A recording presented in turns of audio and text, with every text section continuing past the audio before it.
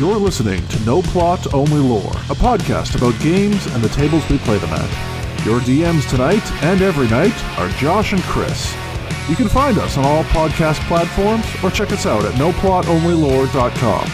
If you like what you hear today, please rate and review the show and share it with everyone you've ever met. Welcome back to No Plot, Only Lore, first choice of internet gooners. Well, that, you know what? Yeah, it is. I've never heard that from the Gooner community. Where is? Oh, as Gooner adjacent as I am, I've been made aware that there's something about the timbre of our voices that really just does it for some people. You know, I have heard that. Not necessarily from the Gooner community, but right. Part of the reason we even have this podcast is because a bunch of people that I talked to at work were like, "You have a great voice for a podcast." And I was like, "Yeah, okay." I totally understand where you're coming from with that, because I used to get that back when I played World of Warcraft a lot. It was just people being like, "Oh, you really, you got that kind of voice." I'm like, please don't talk to me. I don't want to hear that. We're playing World of Warcraft. I know you're a nerd. Well, and now we're working with actual professionals. Yeah. Yeah, that's intimidating. Just one of our coworkers has a radio career in the past, so listening to him on comms is an interesting experience. He's I'd say if anyone at work has more of a radio voice, it's probably him. That being said, I mean, I also used to work in radio, so I never worked in radio. I've only ever volunteered. Oh, okay. One of the people that we used to play with, actually, Jamie, had a radio show that he did on the university. Yeah. U of A had a radio show that they did. Yep. And so he invited me over to do a couple of episodes about specifically geek music. Okay. As I was apparently the closest thing to an expert that he could find for that. Oh, good. But a lot of MC Frontalot, because that was the time. God. Yeah, man, those were the bad old days. Nerdcore hip hop. I've really turned the corner on MC Frontalot, in a negative way. I used to be as someone who's just always been generally very into hip hop.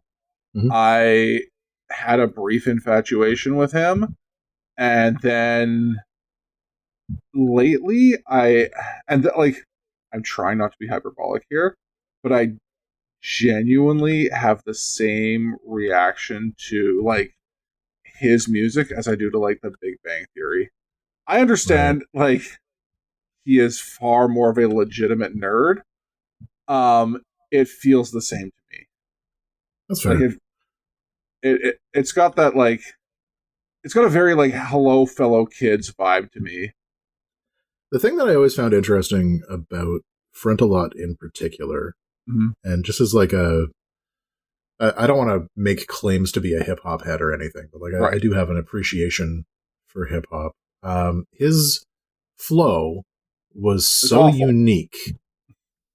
It is awful, but it's also so unique. Nobody else was doing those very right. strange pauses and fucking with the meter the way right. that he does. And he had a lot of weirdly off tempo, mm-hmm. kind of off-putting flows. Yeah. Off-putting is definitely the word I would use. Yeah, and I found that intriguing. Right, there was a charisma to it that I found intriguing. It gets old real fast. Yeah. It gets old because you soon realize, this guy just can't actually rap. Yeah. It wasn't a choice that he made on purpose. Yeah. He was hiding his lack of actual hip hop ability with odd word flow. And that quickly became apparent to me when I was just this is you. How do I explain this? he did not know how to like use his voice as an instrument the way that your average rapper would. So he hid that behind a disjointed flow. And like, I kind of get where that played into the character that he was trying to present, where he's just he is awkward, and so his flow is awkward. But at the same time, like, I can only put up with so many songs that have that same flow. Yes. Before I start to get bored. Yeah. So yeah. I mean, like, I haven't listened to any of his new stuff, so. Yeah, and I refuse to as well. But like, like thinking of like rappers that I respect and know who have like if you look at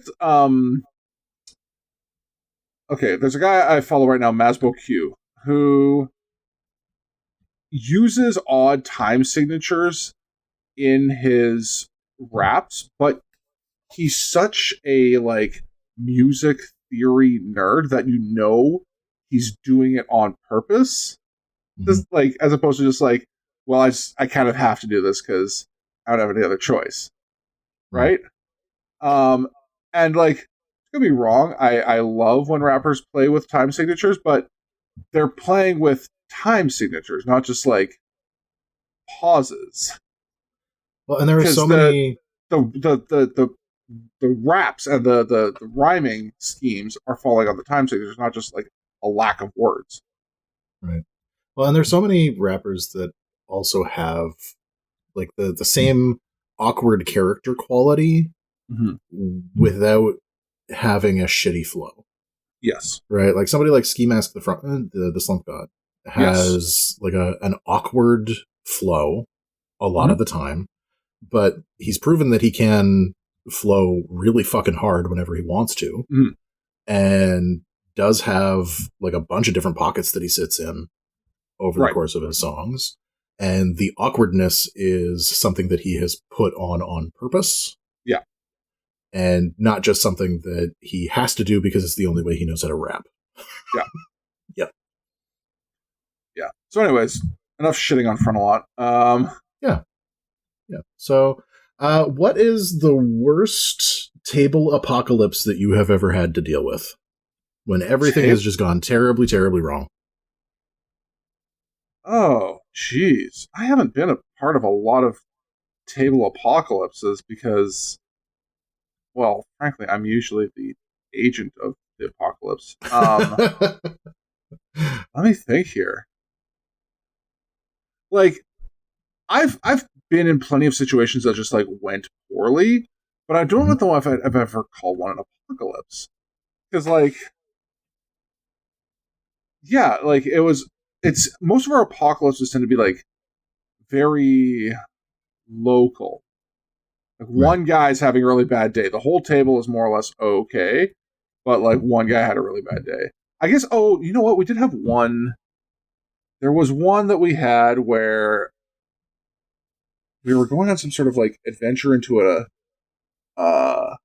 underground jail system, and I don't know if it was a lack of communication or just like planning or what, but there was this like dragon turtle hidden in an underground lake, and it absolutely wrecked our shit. Like in a way that nothing has since. Okay. I am also often the agent of chaos. Yeah. And my table apocalypse is a bit more of a social nature, where like the one that I'm thinking of, this was 2000, the year 2000. The year 2000. In Lethbridge, Alberta. I stopped into a local comic shop that had like drop-in games. And it had been a long time since I had played, and I had never played with anybody who was doing like strictly by the book encounters before. Right? Like everybody that I had played with up until that point was very much like us, a lot of like improvisation and like willing to roll with whatever it was we were doing. And so I had a very different idea about how my player character was going to be interacting with this world. I built myself a rogue. I had like Okay. a cool rogue backstory. I was level 3, so I was feeling like a major badass. And the story that I walked into was that there was a ship that had taken some slaves from Okay. the local town, and we were trying to figure out how to get them back. But there Okay. was a time limit on it, and the DM, I guess, was planning for this to turn into a chase of some sort. Like we were gonna like get our own boat and we were gonna go and hunt them down or whatever. I decided to lone wolf it like an asshole, Like you do. like I do, and because I need the spotlight to be on me at all times. So I took a rowboat out to the boat where the slaves were and tried to take them all down by myself because I was a badass assassin How rogue. did that go? All of my companions rowed out to try and help me when they realized that I was missing and had gone rogue. And then we all fucking died, and then I was never invited back to that table. And did you learn the lesson? No. That's a no. That's a big old no. No, I did not learn my lesson from that at all. I am still. I wonder why. Occasionally, I still occasionally suffer from main character syndrome. Yeah. Does sound like you, yeah. Yeah, I decided I was just going to go Naruto that entire fucking ship, and that was before Naruto existed, so nobody knew what the fuck I was doing. So you're an innovator. You're a groundbreaker. I'm just here to nine tails fox all up on your shit, and all the pirates were like, we don't know what that is. Don't ever say that. It was the year 2000, and I was freshly out of being a small town nerd. Right. Hadn't quite made the transition to like big city nerd yet. The old big city nerds as they were. Man, there's a movie in there somewhere. Yeah. Like, so yeah, no. There have been a few occasions where I've had like some major blow-ups at tables. People get pretty invested in their games, and emotions do occasionally run pretty hot. Yeah, especially when some goon shows up and just decides to lone wolf it, leaving you stranded. Yeah, and they really needed a rogue for that adventure, so yeah. I hope they found one. That's the great irony of rogues, is when you need to find one, there's just, nowhere to be seen. Yeah, hiding in plain sight somewhere, maybe, we think. Yeah. So how do you usually deal with like when things take a weird turn at your table? That really personally comes down to like the type of weird turn. There are, I think for me, there are two weird turns. There's the intended weird turn, which is often driven by players, and there's the unintended weird turn, which is often driven by the dice. Right. I think I'm much better about handling unintended weird turns than I am with intended weird turns. And I say that because I think the intended weird turns often wind up just being so much worse. Yeah.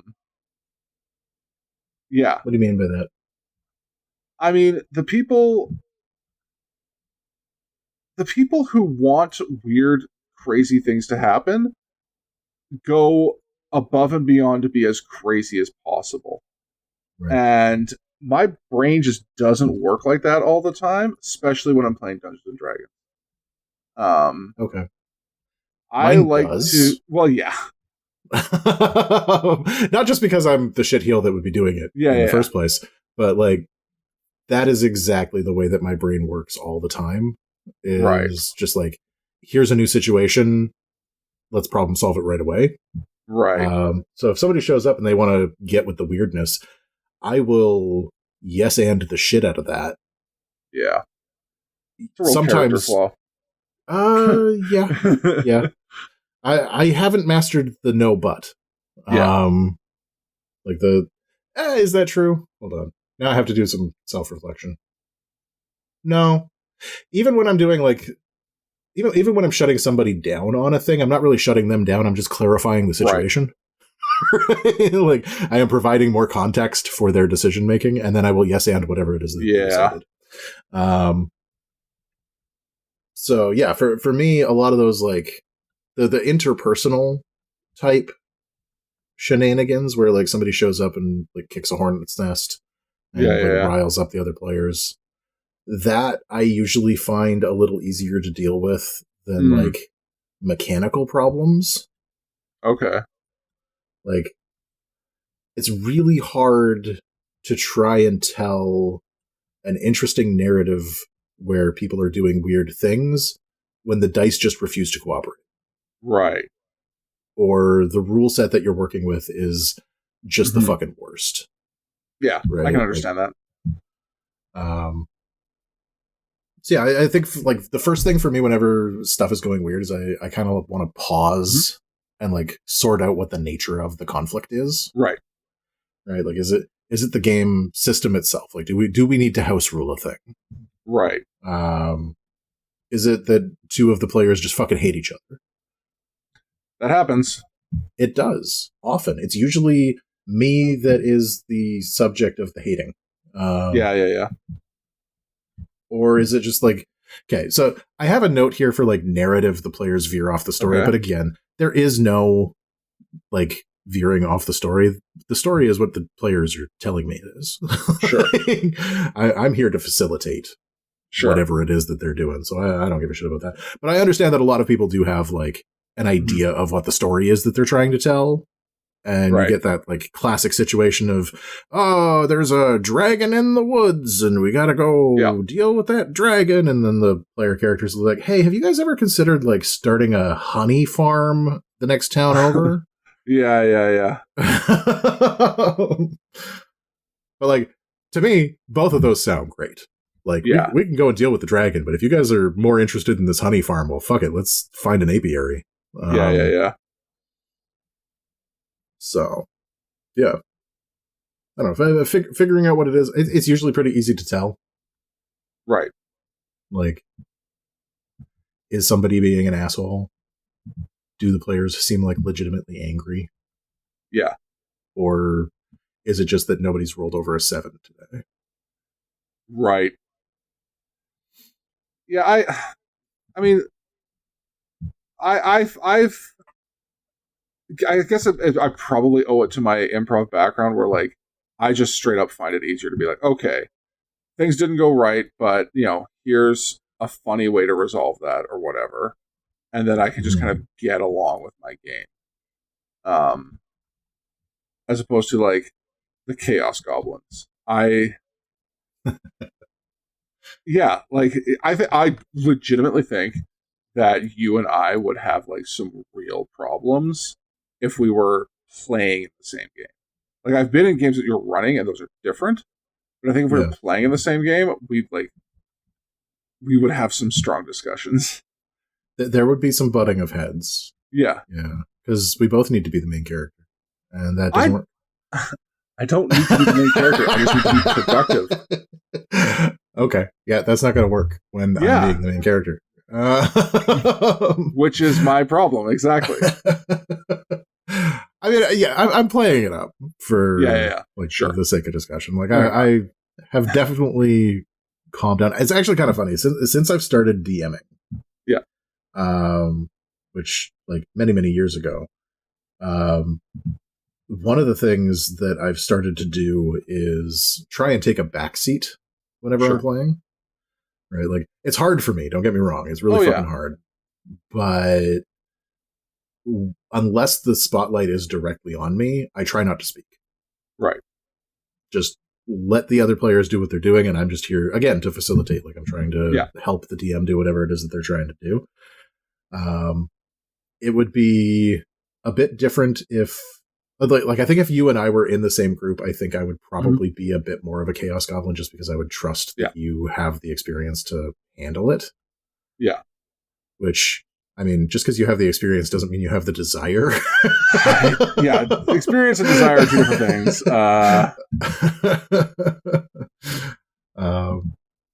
Okay, so I've played, I will say, with a lot of Chaos Goblins, and yeah, the only ones that really bother me are the ones that are truly chaotic.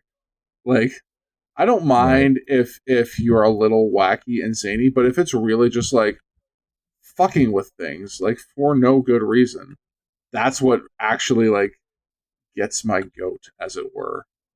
Okay, that's very different from like even me when I'm like putting the spotlight on myself. That's Mm-hmm. very different. Like I have a tendency to like get real into my characters.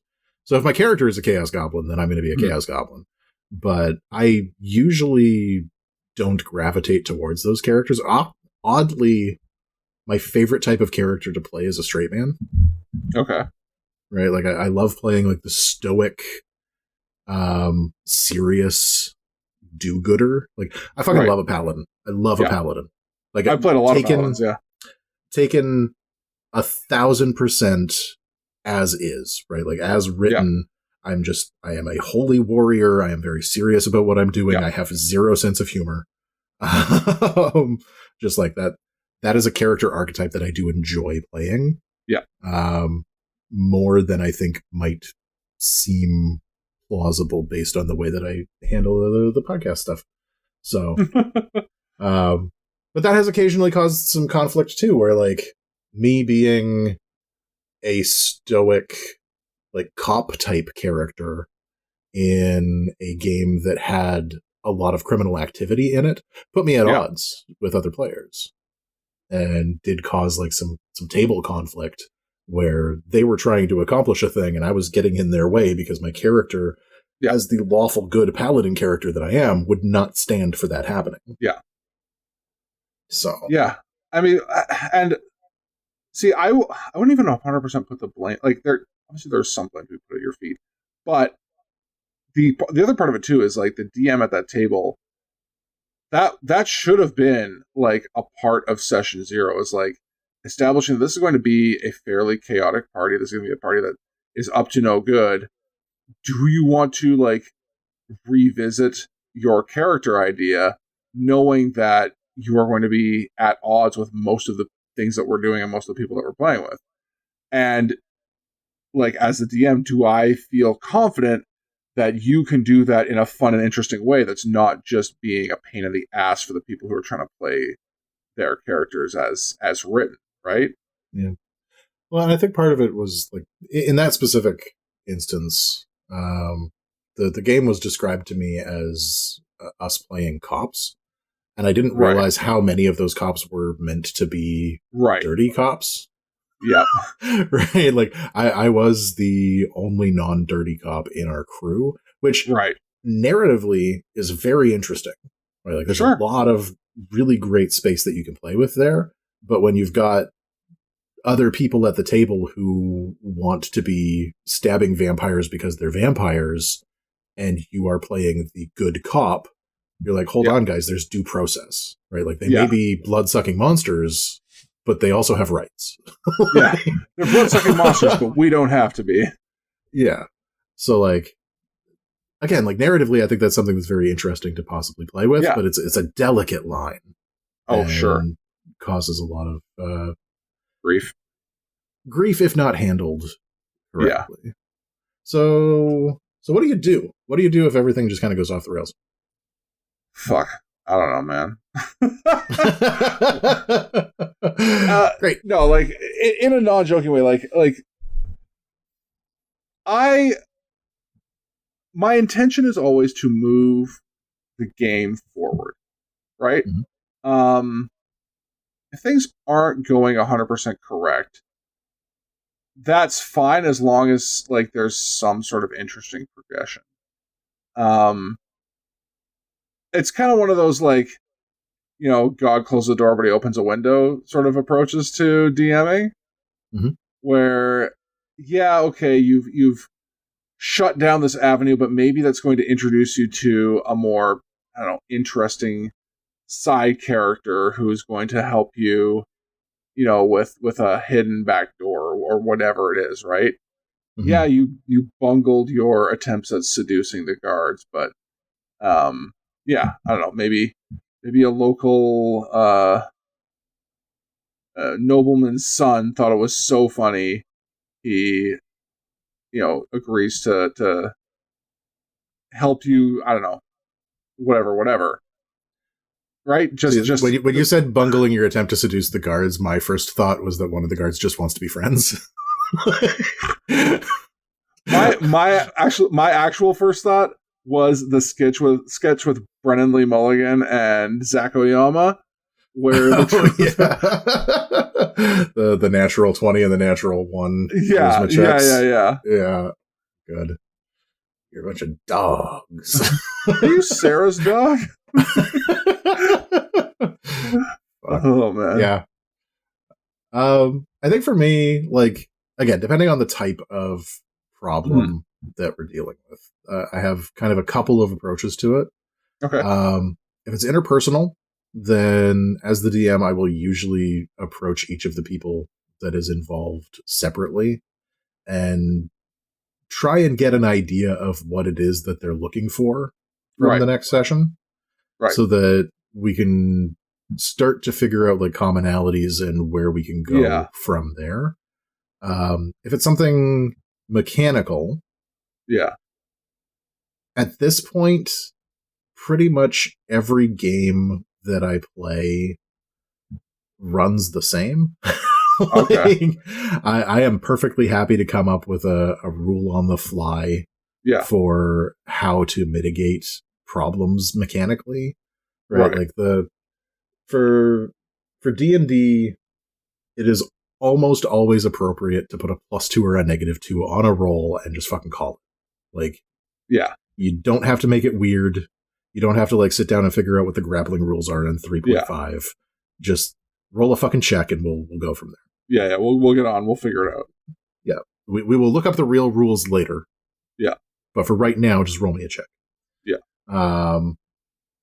And then for anything that's like story based, I like to have 0.5 sessions. Okay. Occasionally, where we kind of revisit session 0.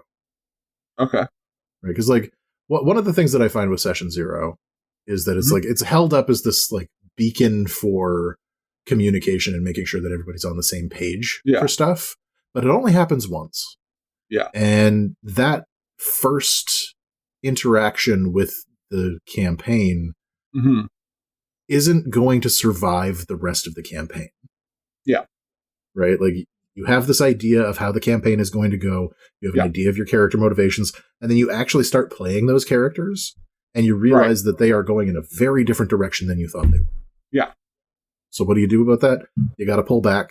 You got to have another like session in the middle and be like, okay, so who are these characters on like session 3.5, session 5.5, right? And start to work out all of the same things that you would in a session 0 again, with more information about who these characters are. Yeah. Well, I will say, like, to quote someone smarter than me, everyone has a plan to get punched in the face, right? Like, it's all well and good to have your session 0s, but yeah, like you said, things change, and people's perceptions of their own characters changes very quickly, and how those characters interact with the world changes, almost instantly, as once they have to sort of confront the reality of what is going on. So as soon as they meet that one NPC, man, like every game seems to have that NPC that nobody actually like thought was going to be a thing. Yeah. And then they turn into a thing. Yeah. Like, my most recent D&D campaign had a character that everybody just kind of fell in love with, and he was just a giant fucking himbo. Like, I wasn't planning on him being anything. He was just there to like provide a clue and then move on. But everybody just fell in love with him, so he showed up for like 6 more sessions. Yep. Yeah. I'm trying to think if we had anyone like that in our campaign. Like, we definitely had, like, there is a character in this current group that I don't want to say her motivations are mercurial, but they are definitely unorthodox. And so, every once in a while, she just kind of like latches onto an idea. Like, the character is largely based on Gwyneth Paltrow. Oh no. Yeah. Yeah, it's exactly what you think it is. Which is fine. Like, straight up, it's fine. It's just like every once in a while she gets these like goopy ideas in her brain, and you just kind of have to roll with it. And that often extends to like, yeah, just NPCs she has latched onto, or interactions that she wants to have in character with NPCs that serve no real in-game function other than to like, I guess, just increase her engagement. But yeah, like you said, like you get these, hey, I didn't think this was going to be a thing, and then suddenly it's the biggest thing. I've actually had that when writing, which is just the fucking weirdest. Yeah. Like, I would occasionally hear people talk about they were like writing a book, and the book got away from them. And I was like, how could that happen? You are in charge of the words. That is my. I think I may even have brought this up to you at one point where I was like, how does someone go into writing a book and be like, wow, I didn't know my character was going to do that, when everything that character does is dictated by your hand? Well, like, one of the interesting things about writing for me is that as I'm writing, I get kind of into the same liminal space that I do when I'm reading. Right. And so the story is kind of happening in my head as I'm typing it out. And so the words are happening. Like, I can see the words that are happening on the page. Right. But the story itself is actually like playing itself out like a movie. And so I'm just kind of following along with what's going on in that movie. Okay. And I recognize that is my imagination that is pushing me in various directions, but occasionally it pushes me in directions that I was not expecting. Right. So, like, I have a cardboard cutout of a character who was just supposed to get somebody from space A to space B. Yeah. And now that character is the love interest for the rest of the fucking story. I guess. Right? I guess. Wasn't expecting that to happen, but like, I was watching the movie that was happening in my head, and she was like, hey, giving him the side eye, and he was like, hey, what up? I still have a hard time buying it. Like, I'll be honest, I'm just very skeptical about that idea of letting your imagination get away from you in that way. It isn't entirely like getting away from me. Like, I could stop and pull back and like force the story to go in a direction. Right. But when I do that, I lose the flow. Right. And then it feels forced. It feels forced, and the words coming out don't work, and I don't know what's going to happen next because it isn't just flowing the same way that it was before. Right. And so I've just found it a lot easier to just let my words happen as they're happening, and then I'll go back and edit it. Right. But, yeah.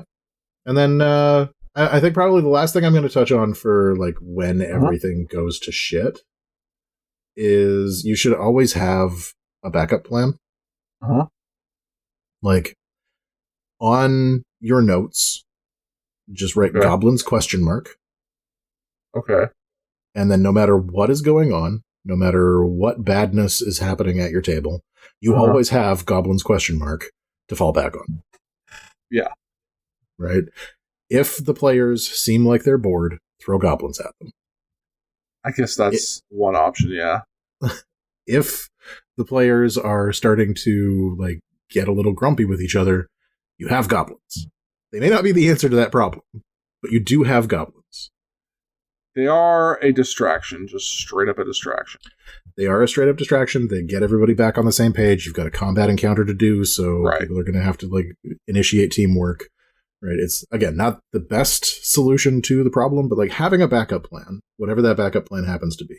Having like another storyline that you could run with. Having like different locations from the ones that you were planning. The characters don't want to go into the big scary swamp where the dragon lives. Cool. The dragon now lives in the nice shiny forest where the players actually did go. Right? Having those things in your back pocket is really going to help mitigate those problems before they happen. So. Hey, thanks for making it all the way through this episode of No Plot Only Lore. If you're looking for more, you can always find us at noplotonlylore.com and on all the very best podcast platforms. If you like what you heard today, please share, rate, and review the show to feed my never-ending need for attention and validation.